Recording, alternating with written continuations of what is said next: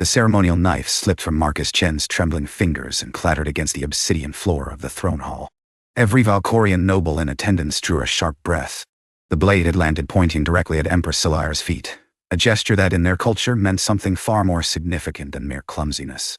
"He offers the blade of binding," someone whispered in horrified awe. Marcus had no idea what that meant. He'd been sent here as a junior cultural attaché, tasked with presenting Earth's formal gift of friendship, a ceremonial dagger forged from meteorite iron. 3 weeks of protocol training, and somehow no one had mentioned that dropping a blade before Valkorian royalty constituted a marriage proposal. The Empress rose from her throne.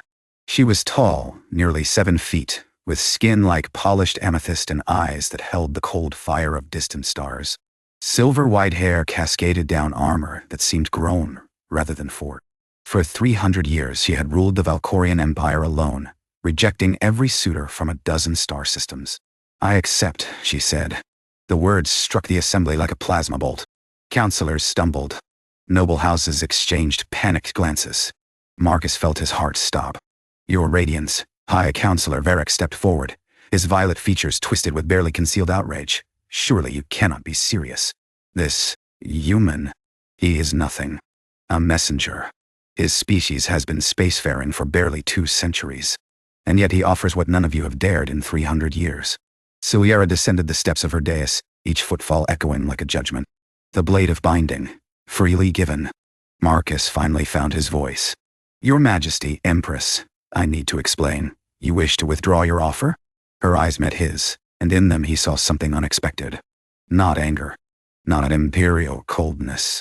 Something almost like hope. Fragile. Desperate. Immediately masked. The political implications crashed through his mind. Earth was new to the galactic stage, small, vulnerable, desperately seeking allies. The Valkorian Empire controlled 47 systems. If he publicly humiliated their empress by retracting what they believed was a sacred proposal, "No," he heard himself say. "I don't withdraw. Then it is settled." Selyara turned to address her court, her voice carrying the weight of law. "The binding ceremony will take place in 30 solar cycles. The human Marcus Chen will be my imperial consort." As guards escorted him from the hall, Marcus caught Varek's expression, cold, calculating hatred. Whatever he'd stumbled into, it was far more complicated than a simple misunderstanding. And somewhere behind him he thought he heard the Empress exhale, a sound almost like relief. They gave him quarters befitting his new status, a suite of crystalline chambers overlooking the capital city.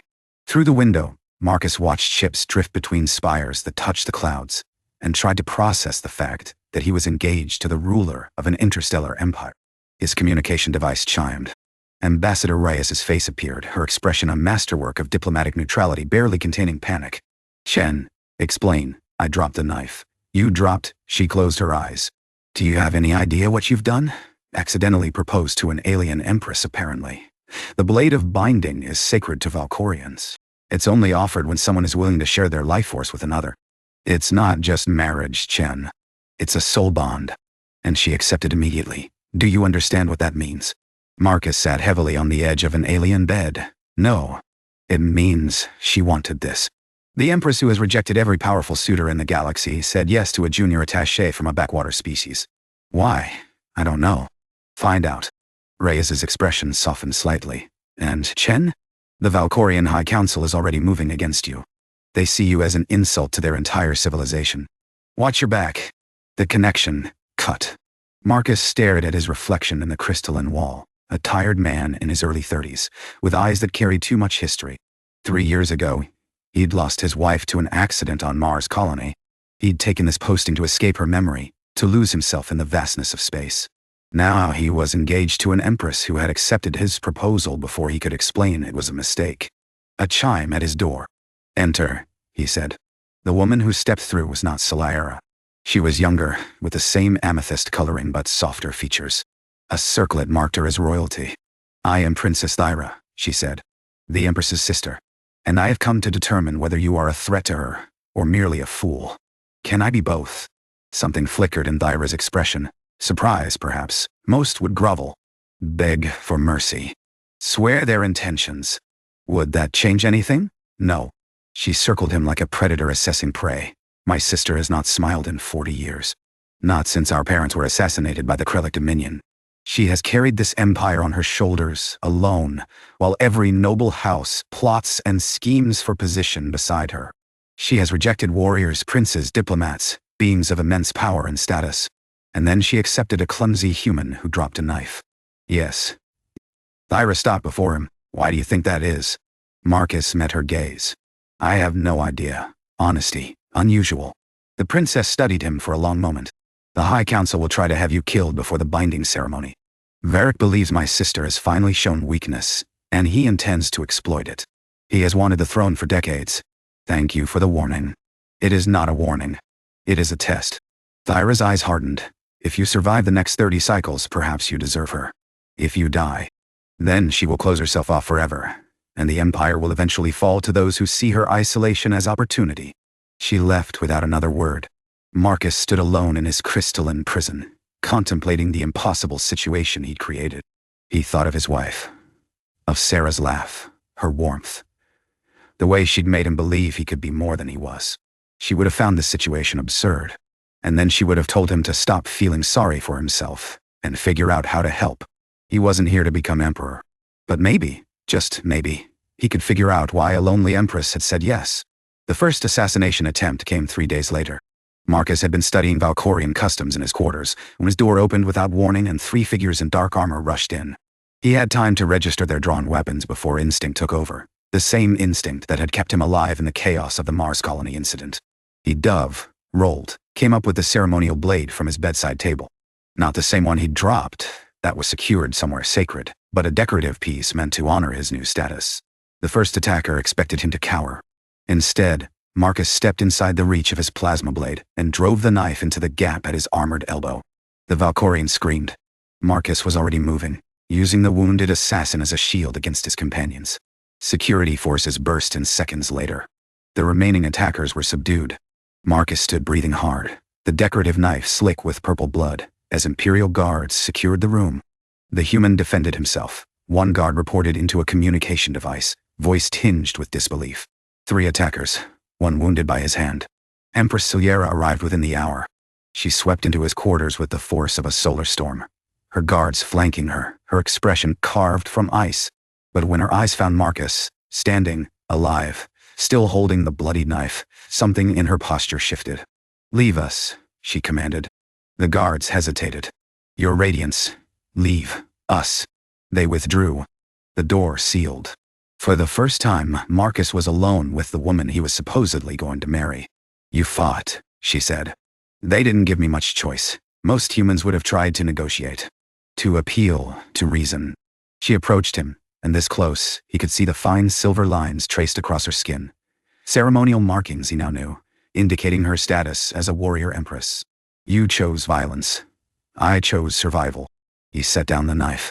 Is that a problem? It is unexpected. She studied him with those starfire eyes. You carry yourself like someone who has known combat. But your file indicates you are a diplomat. I wasn't always. Tell me. It wasn't a request.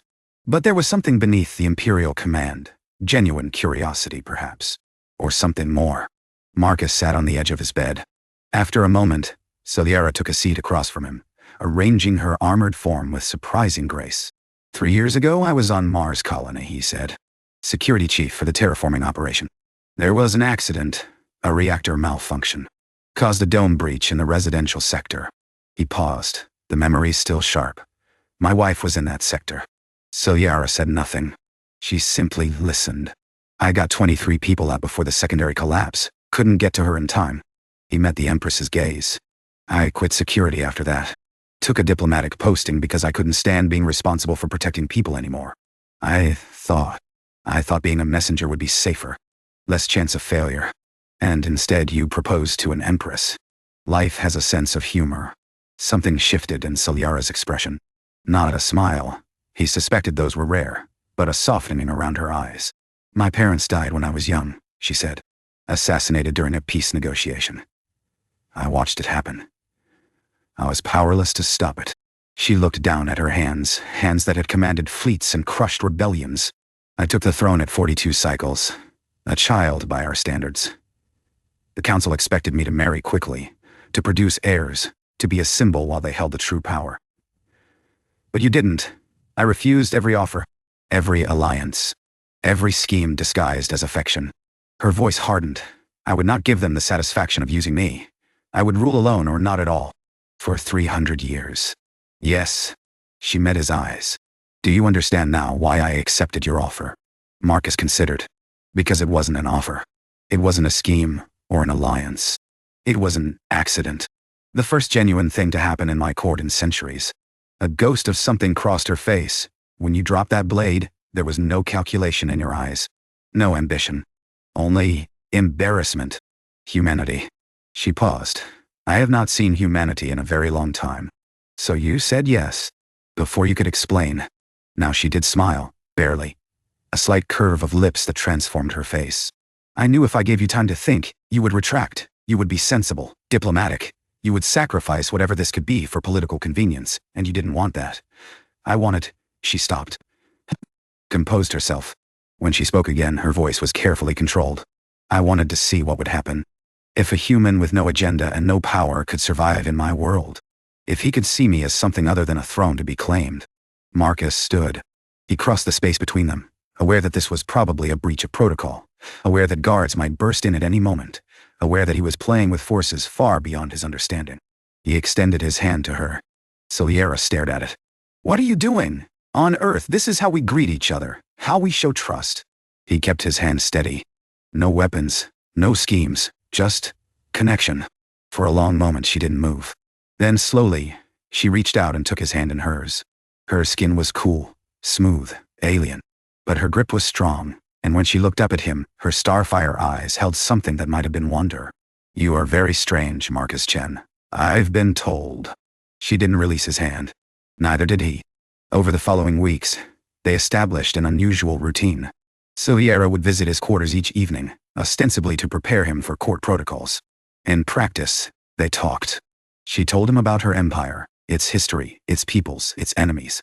The Krellic Dominion who had murdered her parents and still lurked at the borders. The noble houses who smiled while they plotted. The common Valkorians who looked to their empress as a symbol of strength they desperately needed. He told her about Earth, its chaos and beauty, its wars and wonders, its stubborn refusal to be conquered by the galaxy's older powers. He told her about Sarah, about love and loss, about the human belief that grief didn't diminish love, but proved its depth. Your species fascinates me, Selyara admitted one evening. You live such brief lives, yet you feel so intensely. We Valkorians can live for millennia, and yet, she trailed off, and yet, we have forgotten how to feel.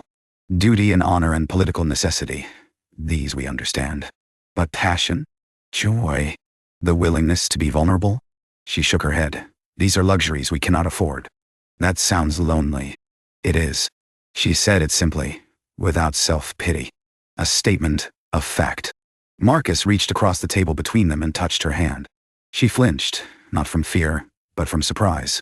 In Valkorian culture, casual touch was almost unheard of. You don't have to be lonely, he said. You barely know me. I know you've spent 300 years carrying an empire by yourself. I know you said yes to a stranger's accidental proposal because it was the first genuine thing that had happened to you in centuries. I know you visit me every night when you should be managing a galactic empire. He met her eyes. I know you're tired, Selyara. And I know you don't have to be. Her hand turned beneath his, and her fingers interlaced with his own. This cannot end well, she whispered. The council grows more hostile each day. Varek is building a coalition against me, against us. There will be a confrontation. Then we'll face it together. You would risk your life? For this? For me? Marcus thought of Sarah. Of the 23 people he'd saved and the one he couldn't. Of the years of empty wandering that had brought him to this alien throne room. I've already lost everything once, he said. I won't waste whatever time I have being afraid. Selyara leaned forward, and for one electric moment he thought she might kiss him. Instead, she pressed her forehead to his, a Valkorian gesture he'd learned of profound trust. Then we face it together, she breathed. Outside, in the corridors of power, Varek's plot continued to grow. But in this crystalline room, two lonely souls had found something neither expected. Something that might be worth fighting for. The crisis arrived on the 28th day, 2 cycles before the binding ceremony. Marcus was escorted to the Grand Council chamber by Selyara's personal guard, Vyra walking beside him with barely concealed anxiety. The chamber was vast, circular, designed to intimidate. 17 members of the High Council sat in elevated positions around the perimeter, with the empty imperial throne at the north end. High Councilor Varek stood at the center of the floor, his violet features arranged in triumph. The human Marcus Chen stands accused, he declared as Marcus entered, of conspiracy against the Valkorian Empire. The chamber erupted in whispers. Marcus kept his expression neutral, though his heart was pounding. On what grounds? Thyra demanded. Intercepted communications. Varek held up a data crystal. Messages between the human and Earth's government, discussing the opportunity presented by his position. Plans to influence the Empress. References to extraction of intelligence regarding imperial defenses. That's a lie. Is it? Varek's smile was sharp. The evidence speaks clearly. This human was never an accidental suitor. He was a spy, placed deliberately to compromise our Empress. Placed by whom? Marcus asked, surprised by the steadiness of his own voice. My own government. You think Earth's government is capable of orchestrating a scenario where I would accidentally drop a knife in exactly the right cultural context? We didn't even know the blade of binding existed until after I dropped it. A convenient story. The truth usually is. The chamber doors opened, and Empress Selyara entered. She wore full ceremonial armor, her silver-white hair crowned with the circlet of ascension. She looked every inch the warrior monarch who had held an empire together through 3 centuries of chaos. I have reviewed Varek's evidence, she announced. It is fabricated. Your radiance, Varek began. The communication signatures are clumsy forgeries. Earth's encryption protocols do not match the patterns shown. And the language, her lips curved in contempt. No human diplomat would use such obvious phrasing. The evidence was created by someone who does not understand how humans actually communicate. You defend him because you are compromised, Varek accused. Your judgment is clouded by whatever manipulation he has. My judgment, Selyara cut him off.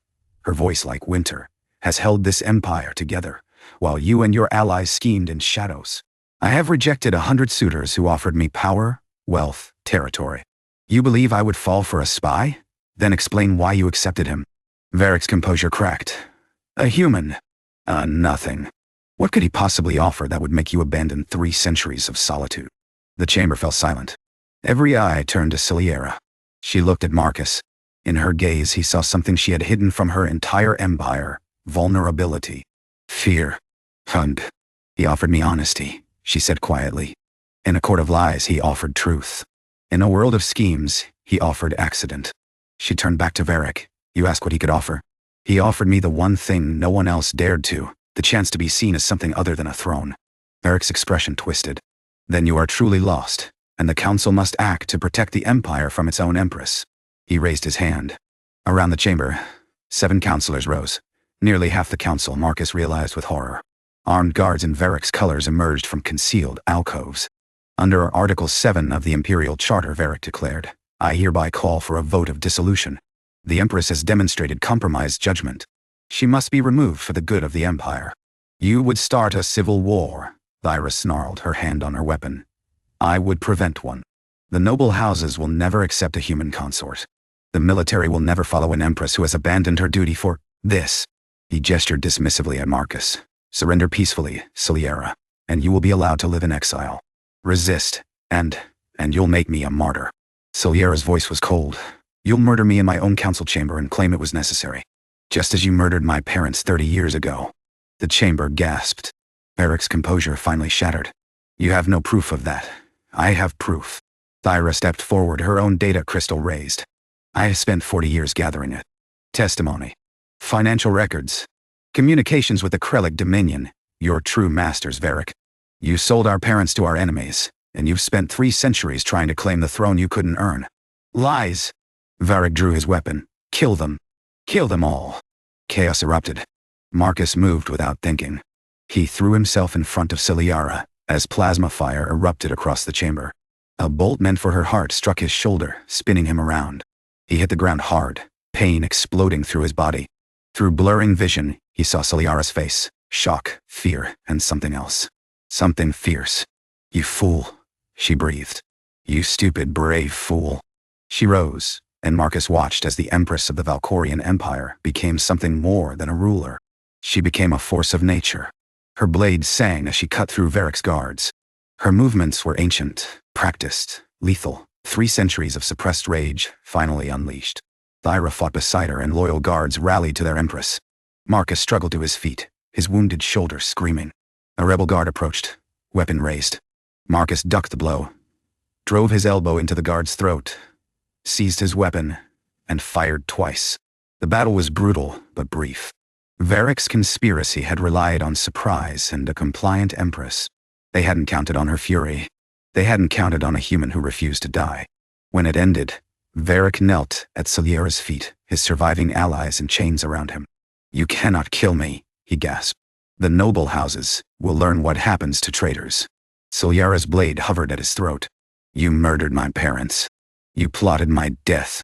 You tried to destroy everything I have built. And yet I was right about one thing." Varek's eyes found Marcus, bleeding and barely standing. "Your human has broken you, made you weak. An empress should not feel." "Should not feel?" Selyara's voice was quiet, dangerous. "I have not felt anything in 300 years, Varek. Not since the night you took my parents from me." She leaned close. "But he has reminded me what it means to be more than a throne. To be a person, to be alive." She straightened. "Take him to the cells. He will face imperial justice." Guards dragged Varek away. The surviving loyalist counselors looked to their empress with something new in their eyes. Not just fear or respect, but wonder. Marcus's legs gave out. Selyara caught him before he hit the ground, her arms surprisingly strong around him. "You stepped in front of a plasma bolt," she said. "You were in danger. You could have died. So could you." He managed a weak smile. "Would have been a pretty short engagement." She made a sound, half laugh, half sob. It was, he realized, the first time he'd ever heard her laugh. "You impossible human," she whispered. "I've been told." She pressed her forehead to his, there in the blood-stained council chamber, surrounded by the wreckage of a coup. Her starfire eyes were bright with tears she hadn't shed in centuries. "I cannot lose you," she breathed. "Not now. Not after everything." "Then don't." His uninjured hand found her cheek. "Keep me." For the first time in 300 years, Empress Selyara of the Valkorian Empire allowed herself to be held. And for the first time since Sarah's death, Marcus Chen allowed himself to hope. The binding ceremony took place at dawn, on the highest spire of the imperial palace. Marcus had spent 2 days in the healing chambers, the advanced Valkorian medical technology knitting his shoulder back together. Thyra had visited him twice, once to formally thank him for his role in exposing Varek, and once to threaten creative violence if he ever hurt her sister. Both visits had felt like significant progress. Now he stood on a platform of living crystal, overlooking a city that stretched to the horizon. Thousands of Valkorians had gathered below, their upturned faces catching the first light of their star. Beyond them, ships from a dozen worlds hung in orbit, representatives of the galactic community, here to witness something that hadn't happened in 3 centuries. The Empress was taking a consort. Selyara emerged from the palace in ceremonial robes of silver and deep purple. She carried no weapons, a sign of trust so profound that the gathered nobles audibly gasped. Her hair flowed freely, unconstrained by crown or circlet. She was beautiful. Not in the way humans usually meant the word, but in the way a star was beautiful, or a storm, or anything else that was vast and powerful and terrible and wonderful all at once. She reached Marcus and took his hands in hers. "Before we proceed," she said, her voice carrying across the assembly, "there is something I must say. Something the Empire must hear." The crowd fell silent. 30 days ago, a human diplomat dropped a ceremonial blade at my feet. In our culture, this is a proposal of binding, a soul bond that transcends politics, transcends power, transcends even death. She looked at Marcus. I accepted his proposal before he could explain that it was an accident. Whispers rippled through the crowd. "I accepted," Selyara continued, "because in 300 years of rule, it was the first honest thing that had happened to me. Not a scheme. Not an alliance. Just a man, embarrassed by his own clumsiness, with no idea what he had done." She turned to address her people directly. "You deserve to know the truth. Your Empress accepted a marriage proposal from a confused human because she was tired of being alone. Because she had forgotten what it felt like to be seen as a person rather than a symbol. Because somewhere in the emptiness of centuries of duty, she had lost the ability to feel anything at all." Her hand tightened on Marcus's. "This man gave that back to me. Not through power or manipulation, but through simple kindness. Through honesty. Through the willingness to stand in front of a plasma bolt for someone he barely knew." She faced Marcus fully. "I accepted before you could explain because I was afraid. Afraid that if I gave you time to think, you would do the sensible thing. The diplomatic thing. You would retract your accidental proposal and spare us both the consequences. Her starfire eyes held his.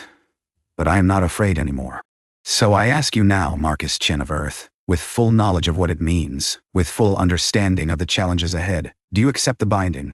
Do you choose this, and me, freely? The platform was silent. A galaxy held its breath. Marcus thought of Sarah, of her laugh, her warmth, the way she'd made him believe he was capable of more than he imagined. He thought of the 23 people he'd saved on Mars, and the one he couldn't.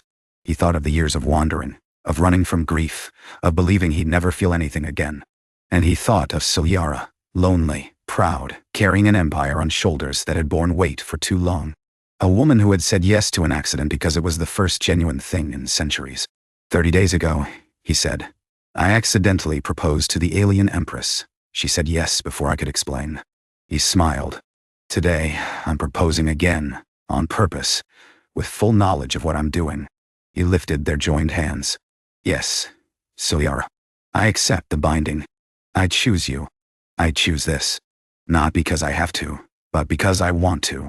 The ceremony that followed was ancient, complex, and entirely secondary to the moment their foreheads touched, and she finally allowed herself to cry. Later, after the rituals and the feasts and the endless diplomatic necessities, they stood alone on the balcony of the imperial chambers. The city glittered below them, celebrating well into the night. The council is already discussing the implications, Selyara said. Earth will be formally offered alliance status. Your people will have a seat at the galactic table. Is that why you accepted? Political advantage? She turned to him, and in the starlight her features were soft in a way he'd never seen. I accepted because you dropped a knife and looked mortified about it. Everything else is consequence. Good consequence, though. Yes. She reached up and touched his face, a gesture that would have been unthinkable a month ago. I have not thanked you. For what? For being a terrible diplomat. He laughed. I'm pretty sure saving the Empress from a coup balances out one drop knife. That is not what I meant. She stepped closer, her body warm against the cool night air. You were terrible because you refused to calculate. You said what you felt. You acted without agenda. You made me remember what it was like to be more than a role. Selyara, I have not been just a person in 300 years, Marcus. You gave me that. You gave me permission to feel, to hope, to want something for myself rather than my empire. He pulled her close. She came willingly, her arms wrapping around him, her head resting against his shoulder.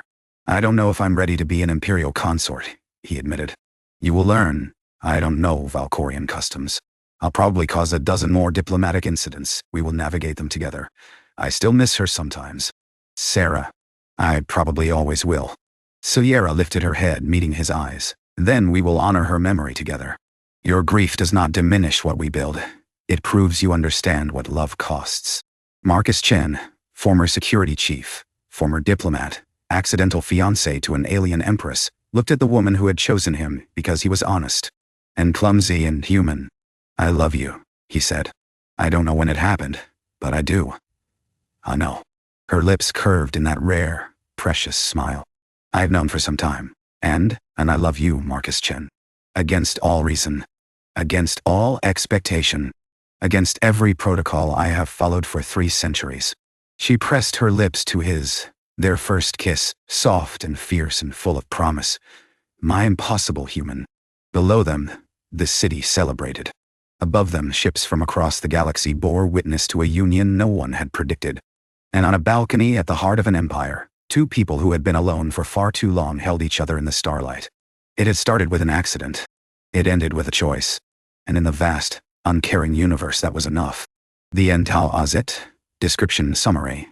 A junior human diplomat accidentally drops a sacred blade at the feet of the alien empress, unknowingly proposing a soul-binding marriage. Before he can explain, she accepts. Now Marcus Chen is engaged to the most powerful woman in the galaxy, and her enemies want him dead. As assassination attempts and political betrayal close in, the Empress must choose between centuries of tradition and the first real connection she has felt in 300 years. A HFY sci-fi romance and political thriller about grief, courage, and what happens when honesty changes an empire. Keywords HFI, HFI story, Alien Empress, human diplomat, accidental proposal, interspecies romance, space empire, galactic politics, royal intrigue. Sci-Fi, romance, political thriller, alien royalty, human and alien court. First contact soul bond, space opera.